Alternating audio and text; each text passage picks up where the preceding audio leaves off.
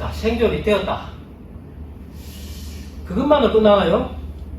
그건 끝나진 않죠. 우리가 이제 뭔가 목표가 있잖아요. 이 생존의 에너지를 증폭시키게 되면은, 생명의 에너지가 바뀝니다. 생명의 에너지는 뭐냐면은, 여러분들이, 건강한 사람을 봤을 때, 얼굴에서 빛이 나는 것 같죠? 지금, 어제 비가 왔으니까 밖에 나가서 햇빛이 날 때, 나뭇잎을 보세요. 나뭇잎을 보면은 에너지를 느낄 수 있습니다. 매우 강렬하게 느낄 수 있죠. 봄에 이 싹이 이렇게 마른 땅에서 쫙 나올 때 에너지를 누구나 느낍니다. 구체적으로 못 느끼는 느낄 수 있습니다. 그러면은 이 먹고 자고 해서 이런 그 생존의 에너지를 생명의 에너지를 증폭시키는 방법은 무엇입니까? 아이들은 본능적으로 알고 있습니다. 아이들은 막 뛰놀죠. 그렇죠? 생존의 에너지를 막 뛰놀면은 생명의 에너지로 증폭시킬 수 있습니다. 여러분 어떻게 해야 되나요? 막 뛰놉니까? 여러분들은 이제 좀 고상의 적절한 운동 이래야 되겠죠? 적절한 운동을 해야 됩니다. 그래서 뭔가 성공하고 싶은 사람은 골고루 먹고 잘 자고 운동 잘해야 됩니다. 성공한 사람 치고 그래 안 하는 사람 없었는데 내가 볼 때는 매일 운동을 좀 해야 됩니다. 운동의 양은 어느 정도냐? 몸이 약하거나 좀 이렇게 싫어하는 사람은 하루에 5분, 10분에 되기나마는 조금 되면 금방금방 숙달되게 해보면은 한 30분에서 한 2시간 정도 잘 하면은 2시간 넘기지 말도록.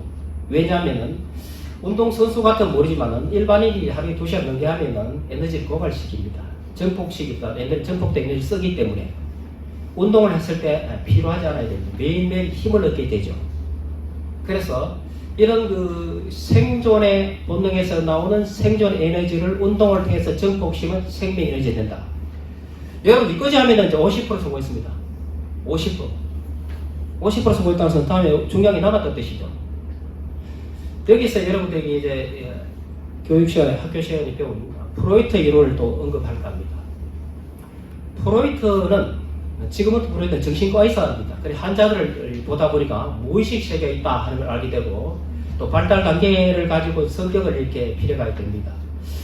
그 프로이트는 맨 처음에 태어나면은 가장 강력한 에너지가 성적 에너지 리비도인데 입술에 있다가 항문에 있다가 잠재되어 있다가 그렇다가 이렇게 생식기로 다시 해서 생식기가 된다 이렇게 말합니다. 5단계 나오는데 프로이트는 11살에 끝납니다. 11살에 결혼한다고 다 합니까? 심각하죠. 프로이트 그 다음을 이야기 안 합니다. 좀 뭔가 부족함을 느낍니다. 내만 느낀 게 아니라 프로이트의 제자는 아니죠. 프로이트의 딸이 안나 프로이트인데 그 안나 프로이트에 배운 사람이 누구냐면 에릭슨 하는 사람입니다. 미국 사람이죠. 에릭슨 하는 사람이 부족함을 느꼈죠.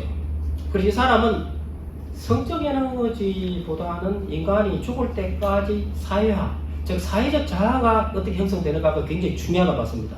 남들과의 부딪 관계에서 나를 어떻게 키워나가느냐 하는 것이죠. 에릭슨의 생각입니다.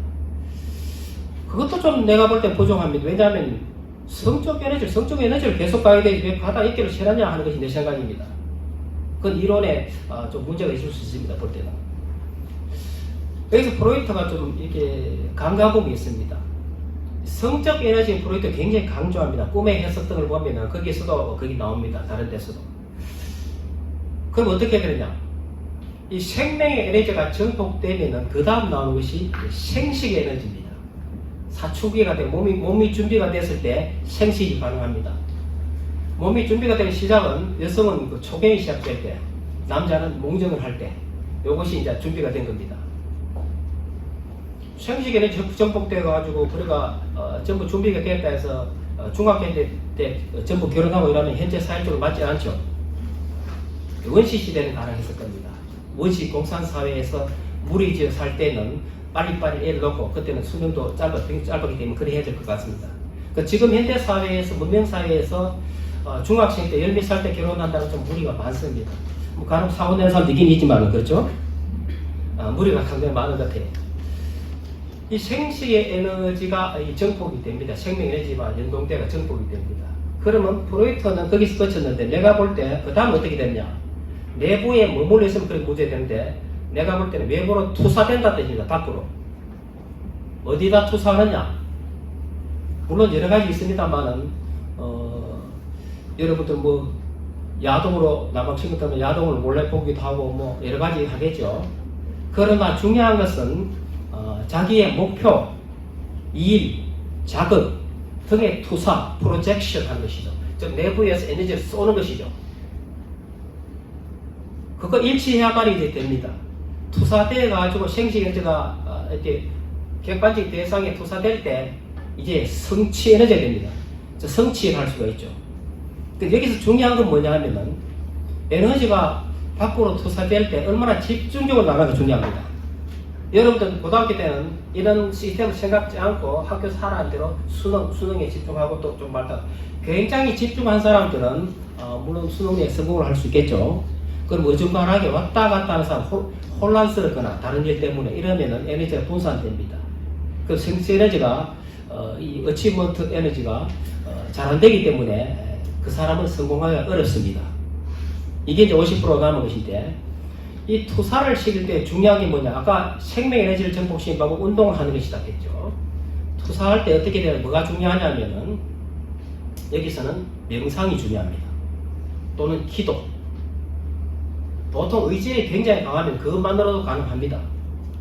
그러나 보통 경우는 잘 안 됩니다.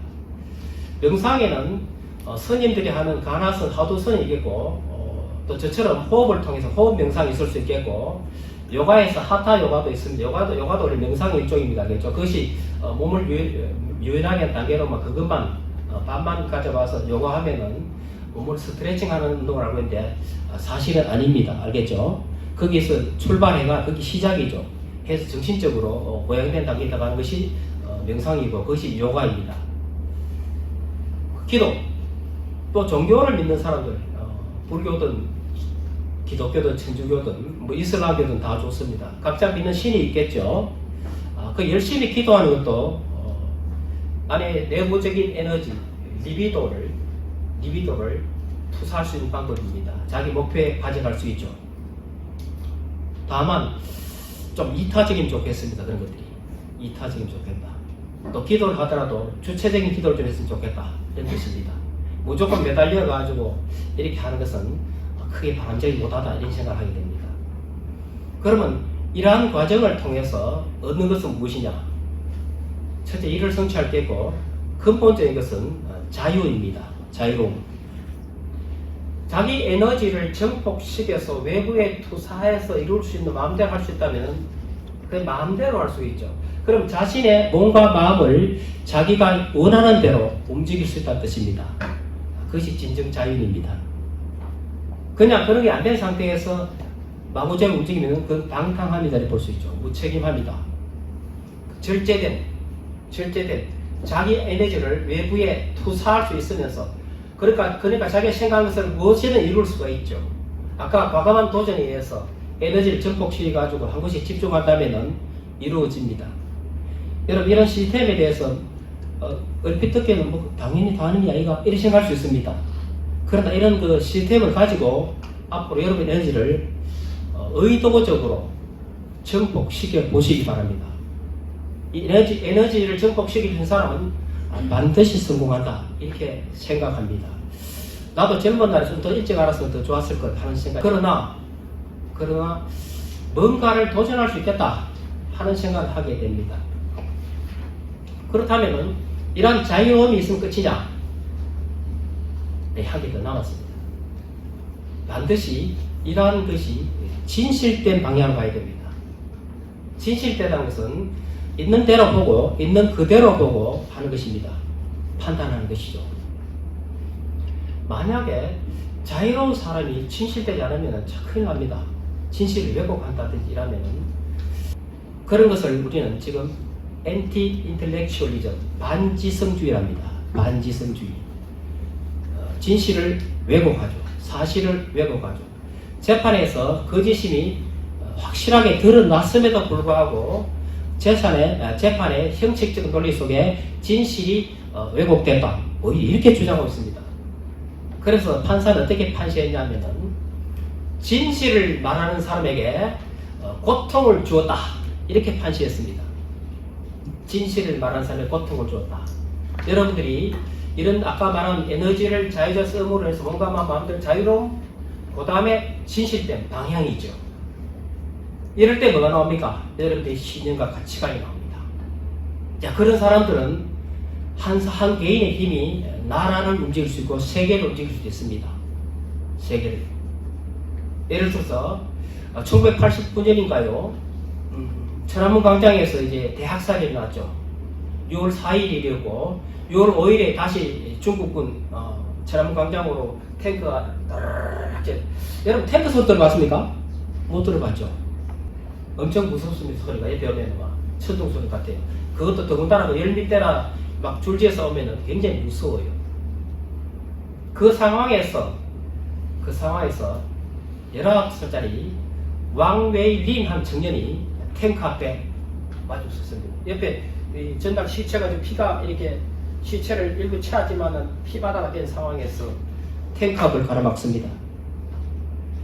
일명 탱크맨 해가지고 세계 유명해졌습니다. 그는 이제 중국이 언론 통제했지만은 거기 북경 호텔 6층에서 가만히 찍었던 비밀에 찍었던 외신 기자에서 나중에 밝혀지게 됩니다.